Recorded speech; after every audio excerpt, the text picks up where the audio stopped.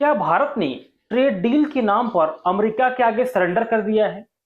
क्या प्रधानमंत्री मोदी ने मेक इन इंडिया को मिट्टी में मिला दिया है? क्या प्रधानमंत्री मोदी ने आत्मनिर्भर भारत को गंगा में प्रवाहित कर दिया है? नमस्कार, स्वागत है आप सभी का इस वीडियो में। इसमें हम बात करेंगे भारत अमेरिका ट्रेड डील की।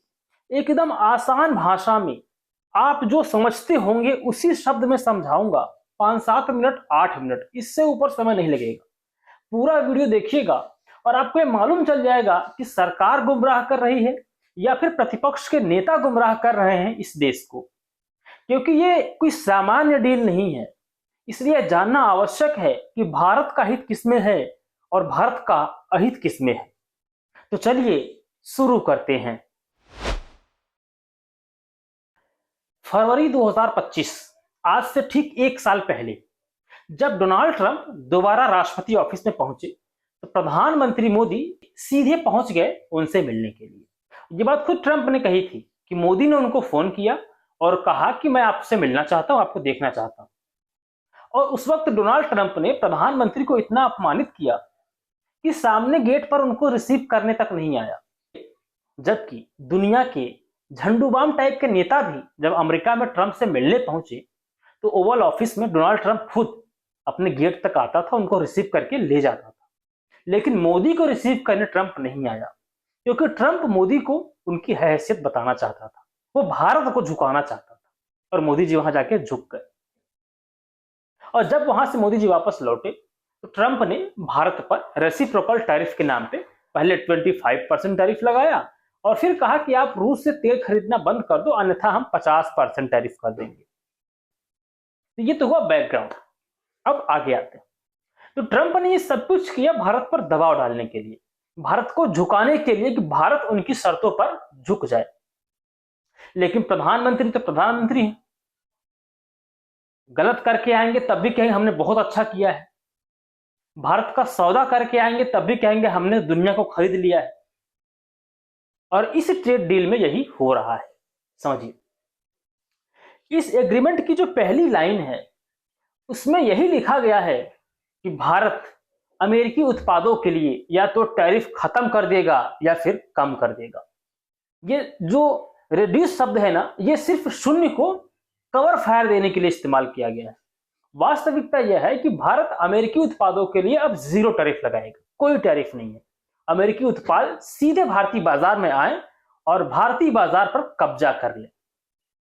और मोदी जी ने यह कहा कि हम अमेरिका से 500 अरब डॉलर का ऊर्जा उत्पाद खरीदेंगे। शब्दों की इतनी भयंकर बाजीगरी की गई है। ऊर्जा उत्पाद क्या होता है सर? सीधे लिखिए ना कि अमेरिका से तेल खरीदेंगे, अमेरिका से गैस खरीदेंगे, लेकिन नहीं, ऊर्जा उत्पाद। सामान्य भाषा में अगर लिख देंगे तो देश का सामान्य व्यक्ति समझ जाएगा कि ये क्या चोरी कर रहे हैं देश के साथ। इसलिए इन्होंने इसको ऊर्जा उत्पाद लिख दिया है। और ये इंटेंट और कमिटमेंट का मामला है। अमेरिका कहता है कि भारत ने प्रतिबद्धता दिखाई है और भारत ने जो डॉक्यूमेंट दिया उसमें इंटेंट दिखाया है।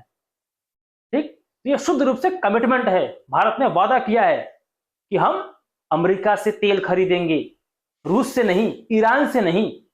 क्यों नहीं खरीदेंगे भाई? क्या अमेरिका तय करेगा कि भारत किससे तेल खरीदेगा, किससे नहीं खरीदेगा? क्या यह भारत की स्वतंत्र विदेश नीति का हिस्सा है कि अमेरिका उसमें हस्तक्षेप करे? अमेरिका बताए कि भारत ऐसा करिए, मोदी जी आप ना रूस से मत खरीदो, आप हमसे खरीदो, आप ईरान से मत खरीदो, आप हमसे खरीदो। मतलब मोदी जी ने अमेरिका के दबाव में ईरान से सस्ता पेट्रोल खरीदना बंद कर दिया। ईरान हमारे यहां सबसे नियरेस्ट, ईरान भारत का सबसे नियरेस्ट ऑयल सप्लायर है। मतलब सबसे सस्ता तेल कहीं अगर भारत को मिल सकता है तो ईरान से मिल सकता है। लेकिन मोदी जी ने ट्रंप के दबाव में सरेंडर कर दिया, ईरान से तेल नहीं खरीदेंगे। 2019 से बंद है।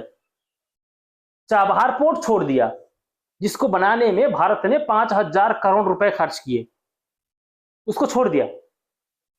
यह भारत की स्वतंत्र विदेश नीति है। और सुनिए आगे क्या लिखा हुआ है इसमें कि अमेरिकी कंपनियों पर डिजिटल टैक्स मोदी जी 0 कर देंगे, शून्य। अब ये बात देखिए, इन्होंने ऐसे शब्दों को घोल-माठा किया है। अब ये डिजिटल टैक्स क्या होता है? अमेजॉन है, गूगल है, फेसबुक है, यूट्यूब है, या इस तरह की जितने जो अमेरिकन कंपनियां हैं, ये जो विज्ञापन चलाती हैं अपने प्लेटफॉर्म पर, उससे जो उनको रेवेन्यू होता है, उस रेवेन्यू पर जो टैक्स भारत सरकार को मिलता है, मोदी जी उस टैक्स को समाप्त कर देंगे, जीरो कर देंगे। भारत का डिजिटल विज्ञापन बाजार करीब 60,000 करोड़ रुपए का है और इस पर भारत सरकार टैक्स वसूलती है। भारत सरकार को हर साल करीब 12 से 13,000 करोड़ रुपए डिजिटल विज्ञापन टैक्स के रूप में मिलता है, प्लस इसमें 18% जीएसटी भी लगता है। तो एक मोटा मोटी अनुमान है कि लगभग 18 से 20,000 करोड़ रुपए का टैक्स मोदी जी ने इस ट्रेड डील में सरेंडर कर दिया। आज के टाइम पर तो पूरी इकोनॉमी डिजिटल हो चुकी है। टेलीविजन और अखबार से ज्यादा विज्ञापन डिजिटल माध्यमों में जाते हैं और वहां से आपको टैक्स नहीं लेंगे। टैक्स कहां से लेंगे? टैक्स इस देश की गरीब जनता से लेंगे। आप जीएसटी बढ़ा देंगे, आप पेन पेंसिल पर टैक्स लगा देंगे, आप अस्पताल के बेड बिस्तर पर टैक्स लगा देंगे। देखिए, जहां पर आपको टैक्स लगाना चाहिए वहां पर आपने सरेंडर कर दिया और आप कहते हैं कि देश हित में ऐतिहासिक डील है। आज का दिन स्वर्णिम अक्षरों में लिखा जाएगा। पूरे देश में खुशी की लहर है। देश के हर क्षेत्र में बहुत ही उत्साह है भविष्य को लेकर। पहले जब मनमोहन सिंह जी की सरकार थी तो भारत के जितने भी उत्पाद अमेरिका जाते थे उस पर 3%, 5% इतना ही टैरिफ लगता था। अब ट्रंप ने कहा हम 18% टैरिफ लगाएंगे और मोदी जी कह रहे हैं कि ये बहुत ही ऐतिहासिक डील कर ली हमने। 3% टैरिफ बढ़िया था या 18% टैरिफ अच्छा है? अमेरिका ने चालबाजी क्या की है इस ट्रेड डील में? उसने कहा है कि देखिए, अभी ना हम भारत के सामानों पर 18% टैरिफ लगाते रहेंगे। ऐसा करते हैं मोदी जी, जब ये ट्रेड डील फ्रेमवर्क काम कर जाएगा तब हम सोचेंगे कि कुछ कम करें या ना करें। बदले में मोदी जी ने क्या कहा कि सर ये तो बहुत अच्छा है, आप सोचिएगा, लेकिन हमने तो कर दिया है जीरो। आपके सारे उत्पाद भेजिए हमारे यहां, हम बिल्कुल टैरिफ नहीं लगाएंगे, एकदम शून्य मामले पे। और सुनिए, रूल्स ऑफ ओरिजिन ऐसे होंगे कि बेनिफिट मुख्यतः इंडिया और यूएसए हो। ये बहुत टेक्निकल भाषा है, मतलब सारा सप्लाई चेन, सारा मैन्युफैक्चरिंग सब यूएस सेंट्रिक हो।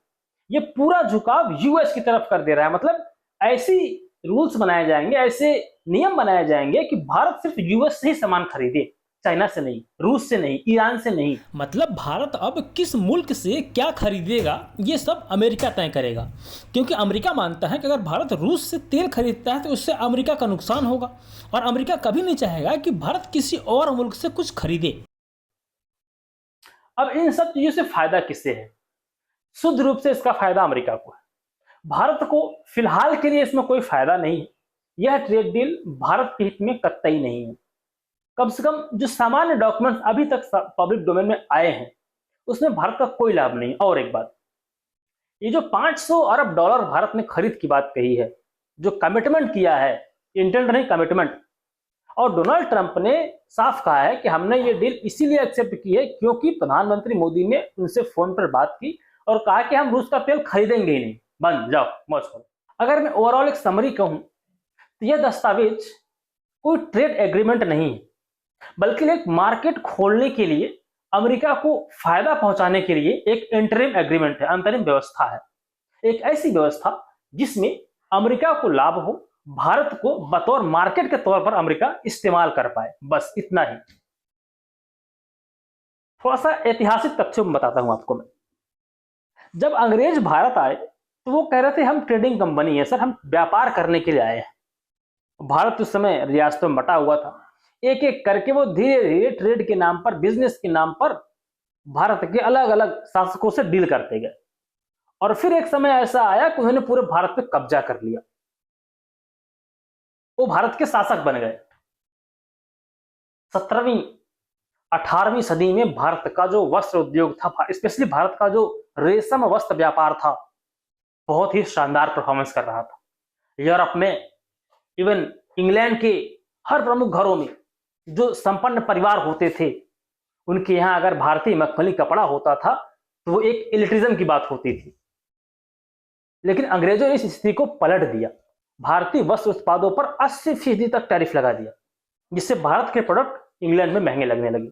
और स्थितियां उन्होंने ऐसे पलटी कि भारत सिर्फ एक कच्चे माल का सप्लायर बन के रह गया और इंग्लैंड की मैनचेस्टर की मशीनें फिर जगजगा के चल उठी। और फिर उनका प्रोडक्ट भारत में सप्लाई किया जाने लगा। मतलब जो भारत उत्पादक था सिर्फ एक बाजार बन के रह गया। और उसका परिणाम यह हुआ कि भारत गरीब बना रहा, भारत की वेल्थ ड्रेन होती रही, भारत की संसाधनों का दुरुपयोग होता रहा। और इस ट्रेड डील में यही है, ये भारत के बाजार का, भारत की जो भी क्रय शक्ति है उसको अमेरिका को समर्पित करने जैसा है। माननीय पीयूष गोयल जी ने, वाणिज्य मंत्री जी, जो ट्रेड एग्रीमेंट का स्टेटमेंट शेयर किया था, एंट्री स्टेटमेंट, वो अंग्रेजी में है।